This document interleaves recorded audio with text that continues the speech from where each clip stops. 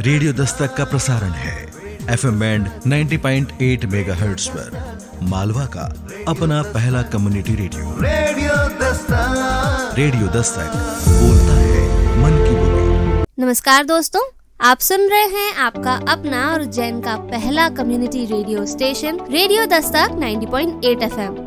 मैं हूं आपके साथ आपकी दोस्त अमृता और दोस्तों लेकर हाजिर हैं हम आप सभी के लिए हमारा विशेष कार्यक्रम जीवन की डोर सेहत। दोस्तों जैसा कि आप सभी जानते ही हैं, कार्यक्रम सेहत में हम आपकी सेहत से जुड़ी हुई बहुत सारी महत्वपूर्ण जानकारियां आप तक पहुंचाते हैं और आज भी हम कुछ विशेष जानकारियों के साथ आपके लिए मौजूद हैं। दोस्तों हमारे देश भारत में करीब 22% जो पॉपुलेशन है वो युवाओं की है, किशोरों की है और इनका स्वास्थ्य भी बहुत ही ज्यादा महत्वपूर्ण है। तो आज के हमारे एपिसोड में हम किशोरावस्था में पोषण के बारे में खास जानकारियों पर चर्चा करेंगे और ये विशेष जानकारियां देने के लिए आज एक्सपर्ट के रूप में हमारे साथ मौजूद है जिला चिकित्सालय उज्जैन की क्वालिटी नोडल अधिकारी और स्त्री रोग विशेषज्ञ डॉक्टर संगीता पलसानिया मैम। बहुत बहुत स्वागत है मैम आपका रेडियो दस्तक 90.8 FM पर। धन्यवाद अमृता, और मैं हृदय से आभार मानती हूँ 90.8 FM रेडियो दस्तक का कि किस तरह से वो अपनी तरफ से एक एक जनता को जागरूक करना चाहते हैं और उसके लिए सेहत की डोर के कार्यक्रम को वो कर रहे हैं। जैसे कि आप लोग सब जानते हैं कि ये पोषण माह चल रहा है। इस पोषण माह में हम लोग अलग अलग लोगों के पोषण के बारे में जानकारियाँ दे रहे हैं। उसी संदर्भ में आज हम किशोरों के पोषण के बारे में जानकारी देंगे। जैसा कि आप सबको विदित है कि हमारी पूरी जनसंख्या में किशोरों की जनसंख्या 22% है, यानी भारत सबसे युवा देश है। जी बिल्कुल, तो इसी विषय पर आज हम बात करेंगे दोस्तों। तो जैसा कि मैम हम देखते हैं कि इतने सारे किशोर हमारे देश में है, युवा हैं, लेकिन आजकल समय के साथ हम ये भी देख रहे हैं कि किशोरों में, युवाओं में बीमारियों की संख्या भी बढ़ती जा रही है, क्योंकि आजकल बहुत ही कम उम्र में ही कई सारी बीमारियां देखने में आने लगी है। तो इसका एक महत्वपूर्ण कारण पोषण को माना जा सकता है। इस विषय में आप क्या जानकारी देना चाहेंगी हमारे रेडियो दस्तक के श्रोताओं को? अमृता, आपने बिल्कुल ठीक कहा कि जैसे कि हम लोग आजकल देख रहे हैं, ऐसे किशोरावस्था ऐसी अवस्था नहीं है जिसमें कि कोई भी किशोर बालक या बालिका बीमार पड़े जी। क्योंकि किशोरावस्था में उनके पास इतनी ताकत रहती है, इतने बीमारियों से लड़ने की प्रणाली जो उनकी स्ट्रॉन्ग रहती है। वो लोग खुद अपनी तरफ से कहना चाहिए एक्सरसाइज करते हैं, अच्छे से खाना खाते हैं और क्योंकि अपने कैरियर के प्रति वो बहुत ज़्यादा निर्लिप्त रहते हैं, इसलिए कि हमने देखा है कि किशोरों में बीमारियां कायदे से होना ही नहीं चाहिए। बिल्कुल। पर आजकल जो हम लोग देख रहे हैं कि किशोर बालक या बालिका, उसमें बीमारियों की तादाद थोड़ी बढ़ गई है और इसमें मुख्य रूप से अगर हम कहें तो किशोरावस्था में रक्त अल्पता, जिसे कहते हैं हम लोग एनीमिया, खून की कमी बहुतायत में पाई जा रही है और किशोरी बालिकाओं में खून की कमी अत्यधिक हो रही है। किशोर बालकों में भी खून की कमी मिल रही है। तो हम लोग ये चाहेंगे कि हमारे किशोर, चाहे बालक हो चाहे बालिका हो, अपने आहार के प्रति बिल्कुल भी लापरवाह न रहें और हम लोग उनके माता पिता से भी ये गुजारिश करेंगे, क्योंकि किशोर एक बढ़ती उम्र का बालक होता है और इसके ऊपर इसके खुद के कैरियर को चुनने की बहुत बड़ी जिम्मेदारी होती है। तो इसके खान पान में किसी भी तरह की लापरवाही न बरती जाए और इस तरह का खान पान रखा जाए जिससे कि उसका दिमाग भी तेज चले, उसकी ग्रोथ भी अच्छी हो और उसको किसी भी तरह की बीमारियों का शिकार न होना पड़े। जी तो डॉक्टर पलसानिया मैम, हम आपसे ये भी जानना चाहेंगे कि चूँकि आप रेगुलर ही पेशेंट्स के संपर्क में आती हैं, तो आपको क्या लगता है कि ये किशोरों में पोषण की कमी को लेकर कितनी जागरूकता है, कितने लोग समझते हैं कि न्यूट्रिशन की वैल्यू क्या है? हाँ, ये बहुत अच्छे से पूछ रही हो आप अमृता। जैसा कि आप लोग सब जानते हैं कि किशोरों का जो समय रहता है वो अपने कैरियर ओरिएंटेड समय हो जाता है, उनकी कोचिंग स्टार्ट हो जाती है, उनको बहुत सारे कितने किशोर व्यायाम की तरफ भी जाते हैं, पर कहीं ना कहीं पढ़ाई भी करने में निर्लिप्त रहते हैं। तो खाने के प्रति उनकी थोड़ी सी लापरवाही भी हो जाती है और उसकी तरफ उनका ध्यान भी नहीं जाता है। जैसे कितनी बार सुबह स्कूल कॉलेज में कोई भी किशोर जा रहा है और उसने सोचा कि अपनी माँ से बोलूँ कि मेरा नाश्ता लगा दे। माँ ने नाश्ता लगाने में अगर थोड़ी सी भी देर करी तो मम्मी मैं कैंटीन में खा लूँगा, ऐसा करके बच्चा निकल जाता है।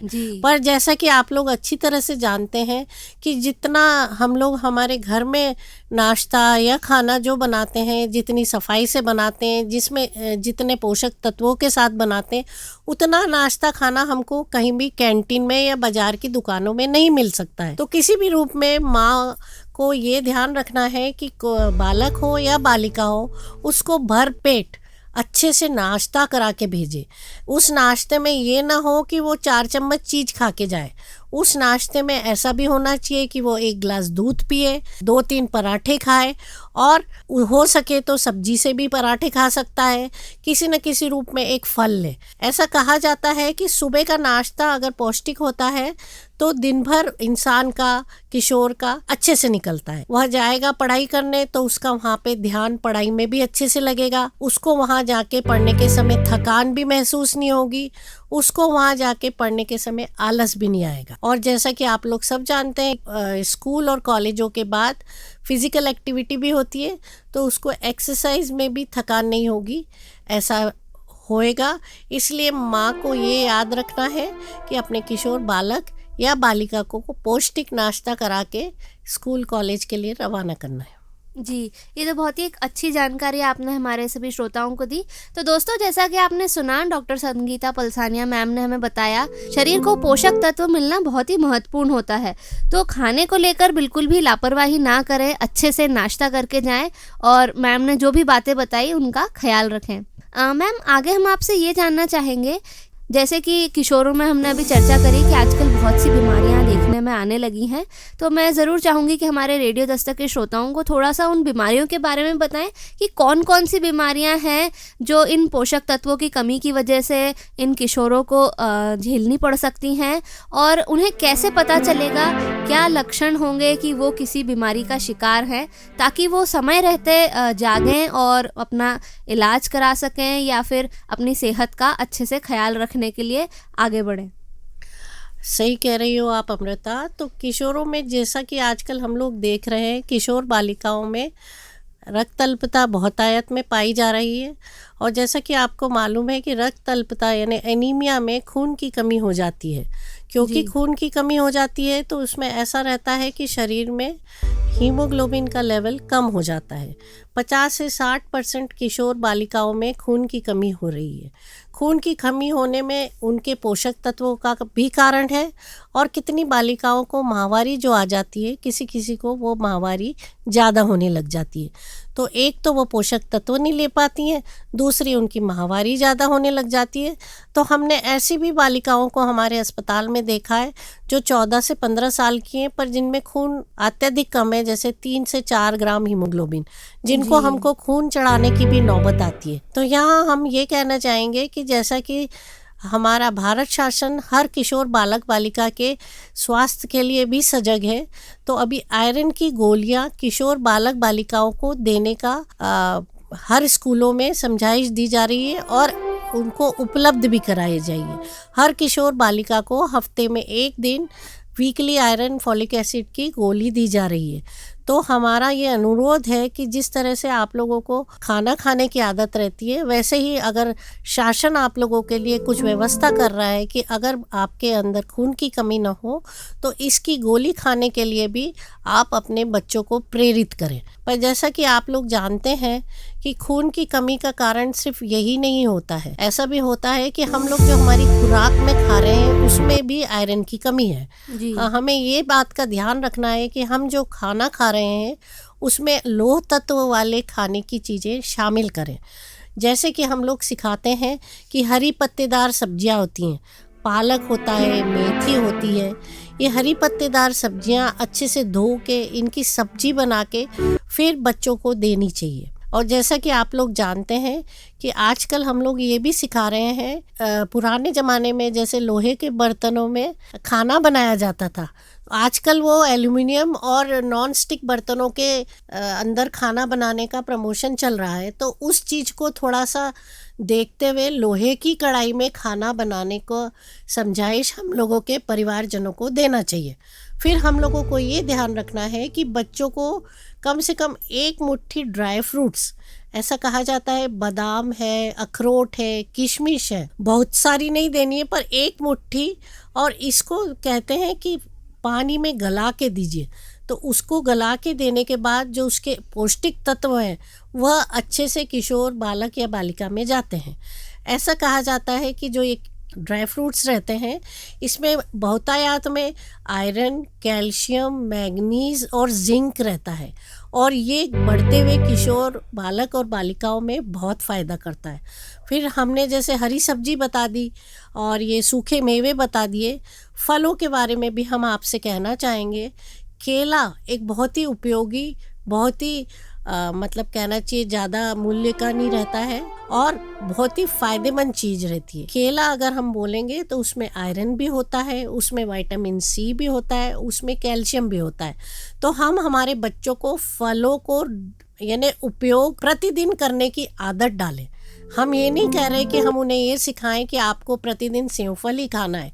जो भी मौसमी फल हो, चाहे केला हो, चाहे जाम हो, गर्मी का मौसम है तो खरबूजा है, तरबूजा है, या ठंड का मौसम है तो अंगूर है, संतरे हैं, हर वो फल जो कि मौसमी रहता है उसमें पौष्टिक तत्व बहुतायत में रहते हैं और इसमें बहुत ज़्यादा विटामिन सी होता है।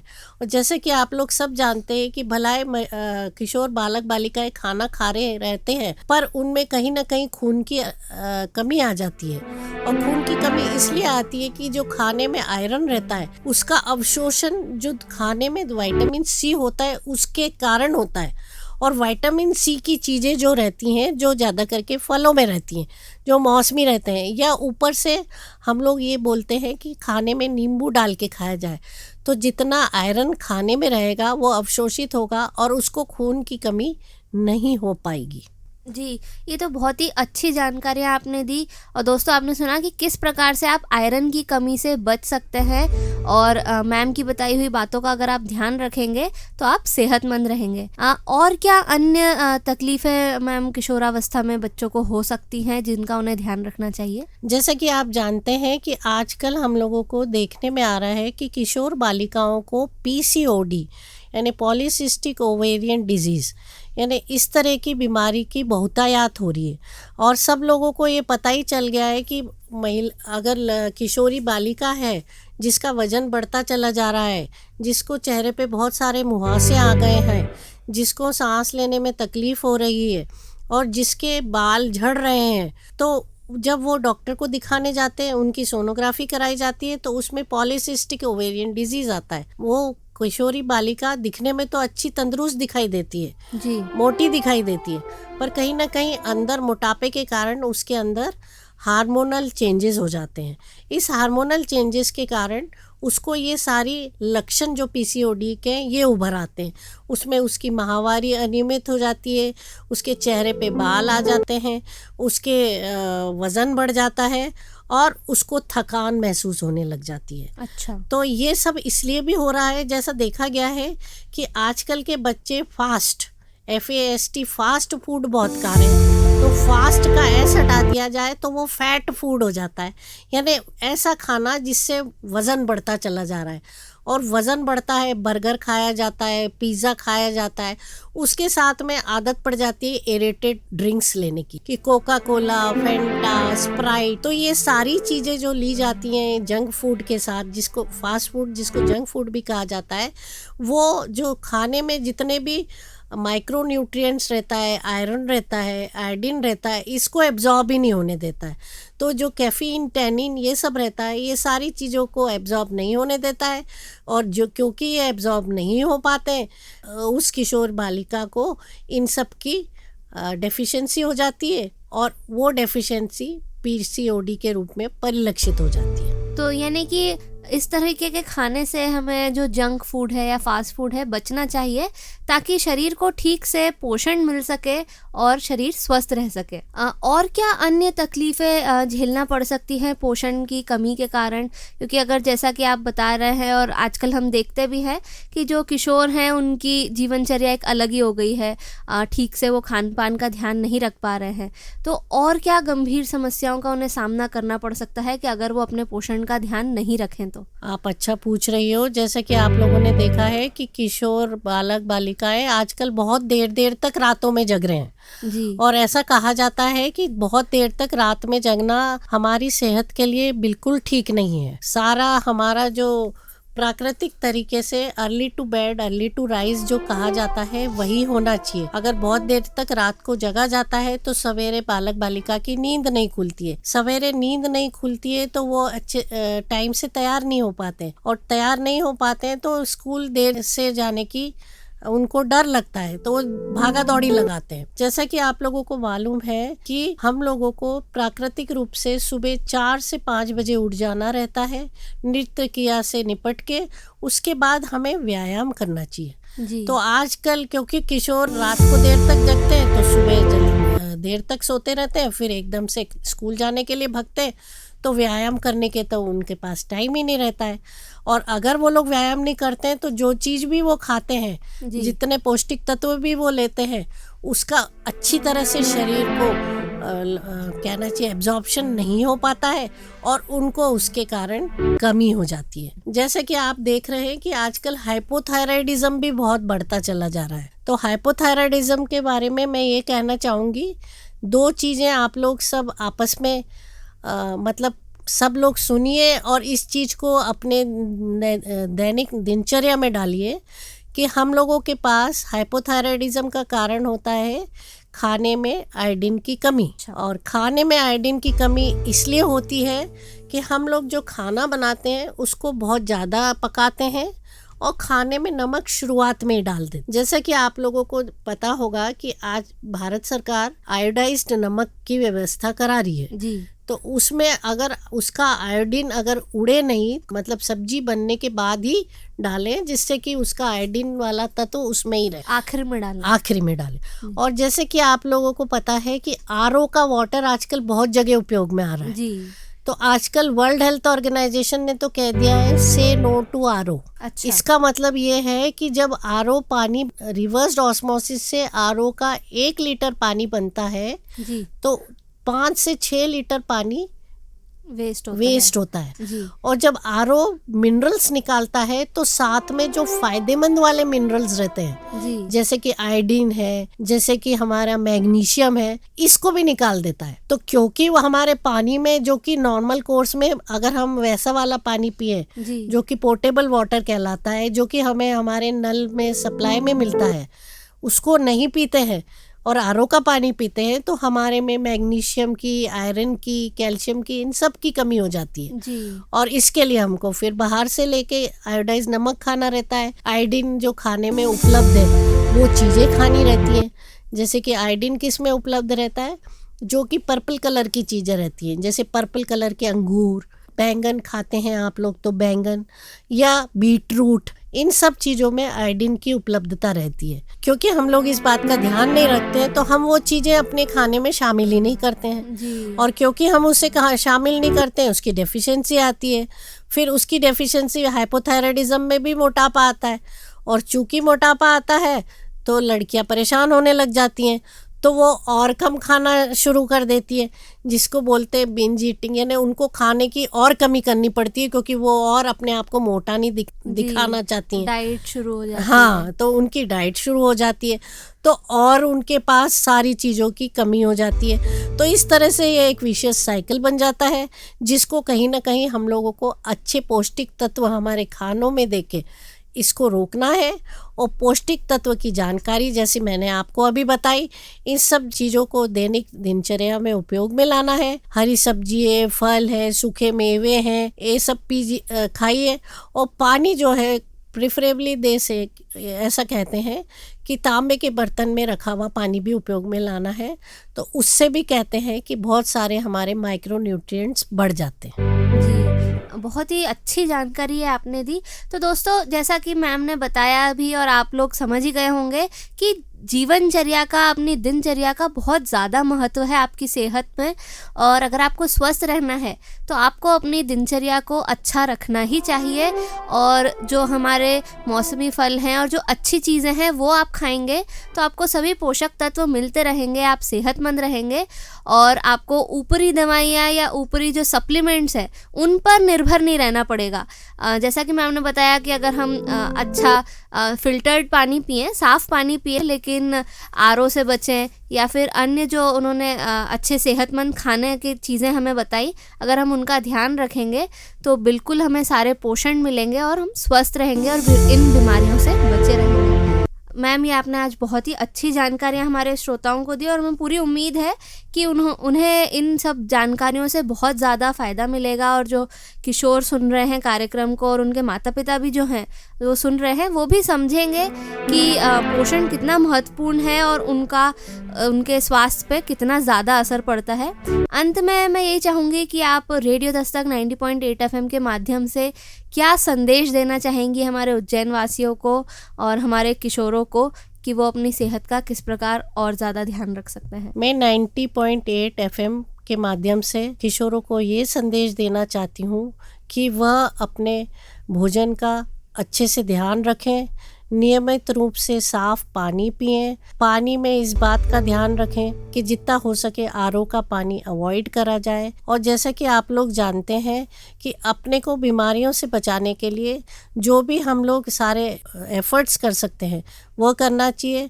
शासन भी कर रहा है, किशोर बालक बालिकाओं को हफ्ते में एक बार आयरन की गोली उपलब्ध करा रहा है, साल भर में एक बार कृमिनाशक गोलियां दिलवाई जा रही हैं जी, इसलिए कि खून की कमी ना हो, और अच्छा पोषण भी बार बार समझा के दिलवाया जा रहा है।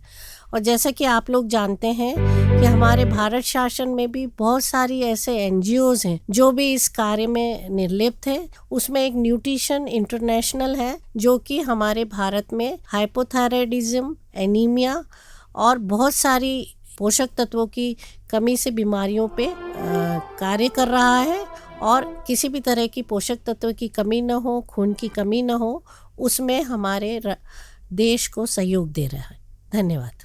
थैंक यू मैम, आप रेडियो दस्तक 90.8 FM के स्टूडियो में आई, इतनी महत्वपूर्ण जानकारी हमारे सभी श्रोताओं के साथ साझा करी, इसके लिए पुनः आपका एक बार धन्यवाद। Thank you. तो दोस्तों, अभी आप सुन रहे थे हमारा खास कार्यक्रम जीवन की डोर सेहत, जिसमें हमारे साथ थी उज्जैन जिला चिकित्सालय की क्वालिटी नोडल अधिकारी और स्त्री रोग विशेषज्ञ डॉक्टर संगीता पलसानिया मैम, जिन्होंने हमें किशोरावस्था में पोषण का क्या महत्व है इस बारे में बहुत सारी जानकारियाँ दी। कैसे आप अपने पोषण का ध्यान रख सकते हैं, क्या सावधानियां रखने की जरूरत है और क्या लक्षण है कि अगर आपको वो चीजें महसूस हो रही हैं तो आपको तुरंत ही अपने पोषण की तरफ ध्यान देने की जरूरत है। ऐसी बहुत सारी महत्वपूर्ण चर्चाएं आज के इस कार्यक्रम में आपने सुनी और हमें पूरी उम्मीद है कि इन बातों का आप ध्यान रखेंगे और अपनी सेहत का पूरी तरह से ख्याल रखेंगे। दोस्तों, कार्यक्रम जीवन की डोर सेहत की अगली कड़ी में हम आपसे फिर मिलेंगे और भी कई विशेष जानकारियों के साथ। अभी वक्त हो चला है आपसे विदा लेने का, तो दीजिए हमें जाने की इजाजत। लेकिन आप कहीं मत जाइए, जुड़े रहिए आपके अपने रेडियो दस्तक 90.8 FM के साथ। सुनेगा उज्जैन, बढ़ेगा उज्जैन। नमस्कार। ये है आपका अपना उज्जैन का पहला community radio, radio Dastak 90.8 FM। सुनेगा उज्जैन, बढ़ेगा उज्जैन।